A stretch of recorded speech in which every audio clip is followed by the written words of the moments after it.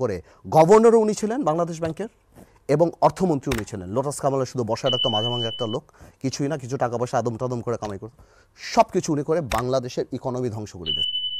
জনগণের যাদের উপরে রোষ এবং একটা একটা ইমপ্রেশন যে ছিল সবসময় যে এদের বিচার কোনোদিন হবে না, এরা হয়তো টাকা বিএনপিকে টাকা দিয়ে বা অন্যকে টাকা দিয়ে হয়ে যাবে, কিন্তু আল্লাহ যে টাকা খায় না, আল্লাহ যে নারাজ, আল্লাহ যে এদের অধপতন করে দিতে পারে। হ্যাঁ, লুই ভিতো তো লুঙ্গি সালমান রহমানের, হ্যাঁ, তো এগুলি দেখে মানুষ শান্তি পায়। এই সরকারের বডি ল্যাঙ্গুয়েজে কোনোভাবেই মনে হচ্ছে না যে এই সরকার একটা অ্যাম্বিশিয়াস সরকার, যে আমি সারা জীবন থেকে যাব, বা আমি একটা স্বৈরাচারী দাগ নেব, বা আমি ইউনূস সাহেব দল করবেন বা দল করে সেখানে আবার নতুন হবে না, আমরা কোনোভাবেই দেখছি না। এবং আমিও যে ওনার সাথে কথা বলেছি, এই জন্য আমরা ওনাদেরকে ব্রিদিং স্পেস দিতে রাজি আছি। ওনারা যদি ফেল না করে আমাদের উচিত সেইভাবে ওনাদেরকে সাপোর্ট করা। আমি মনে করি যে সালমান রহমান সাহেবের দুইবার ফাঁসি হওয়া উচিত। আমি পার্সোনালি বিলিভ করি এটা। এক হলো এই দেশের অর্থনৈতিক রাষ্ট্রদ্রোহিতার জন্য, ইকোনমিক রিজনের জন্য। উনি শেয়ার মার্কেট থেকে আরম্ভ করে ব্যাংকিং সেক্টর থেকে আরম্ভ করে গভর্নরও উনি ছিলেন বাংলাদেশ ব্যাংকের এবং অর্থমন্ত্রী উনি ছিলেন। লোটাস কামালের শুধু বসার একটা মাঝামাঝি একটা লোক, কিছুই না, কিছু টাকা পয়সা আদম টাদম করে কামাই করে সব কিছু উনি করে বাংলাদেশের ইকোনমি ধ্বংস করে দিয়েছেন। এক হচ্ছে চেইন অফ কমান্ড নাই, আর কিছু হতাশার বাণীও শোনালেন গোলাম মাওলার। না, হতাশার বাণী শুনলে আপনি নেগেটিভ অ্যানালিসিস, এটা হতাশার কথা বলবো না, আমি অ্যানালিসিস করেছে, যেটা অবশ্যই নেগেটিভ পজিটিভ দুই জিনিসটাই তো মাথায় রাখতে হবে। আমার দৃষ্টিভঙ্গিটা একটু আলাদা, মানে অন্যভাবে আমি চিন্তা করে দেখি যে দেখুন, এই সিস্টেমটা করাপ্টেড হয়েছে 17 বছর। একমাত্র প্রধানমন্ত্রীকে খোদাত্ত বা গডি নেচার বা উনি সব করতে পারেন সাবেক প্রধানমন্ত্রীকে, এর বাইরেও সবচেয়ে বড় আওয়ামী লীগের ফেলিয়ার ছিল আওয়ামী লীগ ইনস্টিটিউশন ধ্বংস করেছে। প্রত্যেকটা অর্থনীতিকে, যে দরবেশ বলেন এরা বলেন, হ্যাঁ, এই অর্থনৈতিক ইনস্টিটিউশন, এসালমদের ইনস্টিটিউশন থেকে আরম্ভ করে আইন শৃঙ্খলা, জুডিশিয়ারি, শিক্ষা, স্বাস্থ্য, Awami League only political party যেটা এখন মানে যা, তার ইনস্টিটিউশনগুলিকে করাপ্টেড করেছে এবং ধ্বংস করেছে। তো হয় কি, when you have the bureaucracy, strong bureaucracy, আপনার যদি আমলাতন্ত্রটা ভালো থাকে, আপনি কিন্তু মিডিওকর হলেও দেশ চলে যাবে। আপনি যদি মিডিওকর হন, কান্ট্রি উইল রান। কিন্তু এখানে প্রথমেই করা হয়েছে, ভালো মানুষদের সরানো হয়েছে, পার্লামেন্টকে সরানো হয়েছে, সবকে ধ্বংস করে জুডিশিয়ারি থেকে আরম্ভ করে সব কিছু হাতের মধ্যে নিয়ে আসা হয়েছে, যাতে হয়তো সাবেক প্রধানমন্ত্রী সকালে ঘুম থেকে উঠেই 4-5টা টেলিফোন করেই দেশ সামাল দিয়ে ফেলতে পারতো। হ্যাঁ, হয়তো এইচটি মামকে ফোন করতো, ব্যুরোক্রেসি ঠিক আছে, অ্যাটর্নি জেনারেলকে ফোন তো চিফ জাস্টিসকে বলতো, বা একে বলতো, ওকে বলতো, দরবেশকে বলতো, অর্থনীতি বা লোটাস খান করতো, এরকম করে 4-5টা ফোন করে as if things are right. But এই সিচুয়েশনটা, যে এই যে 17 বছরের যেই আপনার একটা মিসম্যানেজমেন্ট বা করাপশন, বা মানে করাপশন মানে অর্থনৈতিক না, আপনার যে প্রফেশনাল করাপশন যেটা, এরপরে আমরা এবং এতগুলি লাশের বিনিময়, এতগুলি শহীদের রক্তের বিনিময়ে, বৈষম্য বিরোধী ছাত্র আন্দোলন, যে আন্দোলন করে সাধারণ ছাত্র জনতা লাশ দিয়ে যে আমরা একটা সরকার পেলাম, এটা তো আগে হোমওয়ার্ক করা ছিল না।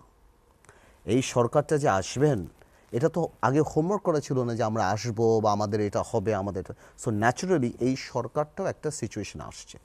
এই সরকারের কিছু স্ট্রেংথও আছে। স্ট্রেংথ যেমন আছে, আমরা সবাই একে সাপোর্ট করছি। আমরা তো পলিটিশিয়ান, বিএনপি পলিটিশিয়ান যারা আছেন, ইভেন কি আওয়ামী লীগও সাপোর্ট করছে, ওকে, যে আপনি থাকেন বা আপনি এটা করেন, যদিও নির্বাচন চায় ওনারা। সো এই সরকারের একটা সাপোর্ট আছে। বাংলাদেশের মানুষ এই সরকারকে একটা গ্রেস পিরিয়ড দেবে, একটা গ্রেস, যে ভাই তোমরা কাজ করতে থাকো। বিকজ বাংলাদেশের মানুষও রিয়েলাইজ করে যে এই সরকার সাংঘাতিকভাবে ইনস্টিটিউশনগুলি, আগের সরকার ইনস্টিটিউশনগুলিকে ধ্বংস করে ফেলেছে। এই যে ব্যাংক যে ডুবে যাবে, এটা তো প্রথম থেকেই জানতাম আমরা, আজকে থেকে না, যে এই চোরদের জন্য ব্যাংকগুলি ডুববে। একজন 22,000, 50,000, 1 লক্ষ ইউসিবিএল কথা বলছেন। এই যে 240টা বাড়ি যে জাভেদ সাহেব করেছেন, তো ইউসিবিএল ব্যাংকের টাকা দিয়ে করেছে, সবাই জানতো। যার কারণে ইউসিবিএল আর একটা ব্যাংক এক করার যখন কথা ছিল, তারা কেউ করতে চায় নাই। এটা তো সারা বাংলাদেশের মানুষ জানেন। তো আমার কথা হচ্ছে যে এই সরকারের এখন ফার্স্ট স্টেপ হলো, এই সরকার চেষ্টা করবে, যে কালকে নাকি আবার উপদেষ্টা নিচ্ছে, চেষ্টা করবে এই জিনিসটাকে এভাবে করার জন্য। কোনো কারণে যদি এই সরকার মনে করে, যেটা অনেক কারেক্টলি বলেছে, যে পলিটিক্যাল একটা দরকার, ব্লেড দরকার, এই সরকার তো এটাকে ন্যাশনাল গভর্নমেন্টও করতে পারে। এমনও তো না যে তারা করতে পারে না। বিভিন্ন political party, registered political party বা যাদের সমাজে গ্রহণযোগ্যতা আছে, তাদেরকেও প্রস্তাব করতে পারে, যদি এই পলিটিক্যাল পার্টিরা চায় যে হ্যাঁ এই সরকারকে আসলে দেওয়া দরকার আমার। এবং কিন্তু এই সরকার কিন্তু আসার সাথে সাথেই, এটা তো আপনি মানেন যে আমরা খুব ইমোশনাল একটা জাতি, এটা তো কোনো সেকেন্ড কথা, আমরা ইমোশনাল সব করতে পারি। এই সরকার আসার সাথে সাথেই সাংঘাতিকভাবে কিন্তু একটা জিনিস গ্রহণযোগ্যতা বেড়েছে, সেটা হলো এই দরবেশ, তারপর জানিসুল হক, এই যে যাদেরকে ধরা পাকড়গুড়ি, জনগণের যাদের উপরে রোষ, এবং একটা ইমপ্রেশন যে ছিল সবসময় যে এদের বিচার কোনোদিন হবে না, এরা হয়তো টাকা বিএনপিকে টাকা দিয়ে বা অন্যকে টাকা দিয়ে হয়ে যাবে, কিন্তু আল্লাহ যে টাকা খায় না, আল্লাহ যে নারাজ, আল্লাহ যে এদের অধপতন করে দিতে পারে। হ্যাঁ, লুই ভিতো তো লুঙ্গি সালমান রহমানের। হ্যাঁ, তো এগুলি দেখে মানুষ শান্তি পায়।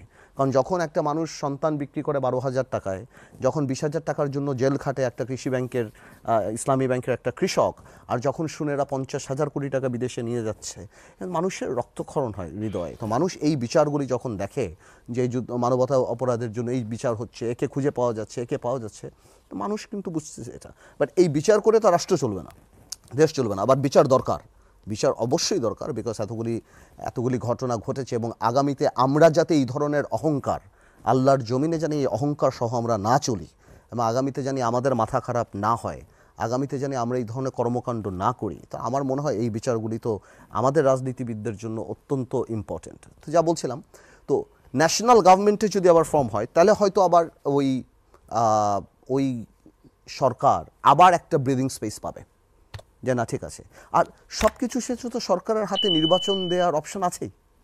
এই সরকারের বডি ল্যাঙ্গুয়েজে কোনোভাবেই মনে হচ্ছে না যে এই সরকার একটা অ্যাম্বিশিয়াস সরকার, যে আমি সারা জীবন থেকে যাব, বা আমি একটা স্বৈরাচারী দাগ নেব, বা আমি ইউনূস সাহেব দল করবেন, বা দল করে সেখানে আবার নতুন হবে না, আমরা কোনোভাবেই দেখছি না। এবং আমিও যে ওনার সাথে কথা বলেছি, এই জন্য আমরা ওনাদেরকে ব্রিদিং স্পেস দিতে রাজি আছি।